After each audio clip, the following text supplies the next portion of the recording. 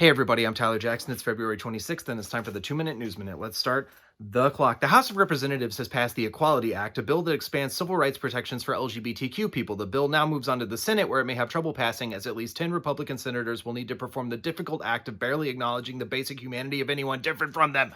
The CEO of ERCOT, the group that controls Texas's energy grid, has said that he wouldn't have done anything differently during the state's recent emergency. And listen, I'm not saying that the guy deserves to be executed, but I am saying that it would be pretty funny if they made him sit in the electric chair and then they pulled the lever and nothing happened, and then they just stared at him and they were like, typical. Professional disc golfer Paul McBeth has signed an unprecedented $10 million endorsement deal with Discraft. In a statement on the deal, he said, "Hey, Applebee's, I quit."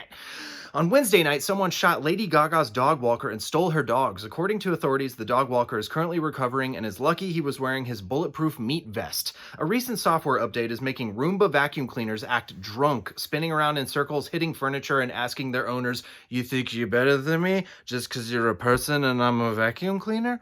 Zoom has announced that they will soon be adding automatic closed captioning to all video chats. The feature is expected to roll out this fall, just in time for when quarantine ends and everyone stops using Zoom. Target is set to open tiny Apple stores in a handful of shops across the country this month. And let me ask you something. What looks like a tiny Apple store that pops up in unexpected places? That's right, a crab apple store. A boy in Florida who was hiding in a garbage can was almost crushed when he was dumped into the back of a garbage truck. Luckily, he was saved when the truck's driver pulled him out after realizing that little boys are actually recyclable. Earlier this week, homeowners in Arizona found a duffel bag full of guns buried in their backyard. What a shame that they dug them up too. If they had just left them in the ground, in a few years, they would have had a lovely Uzi tree.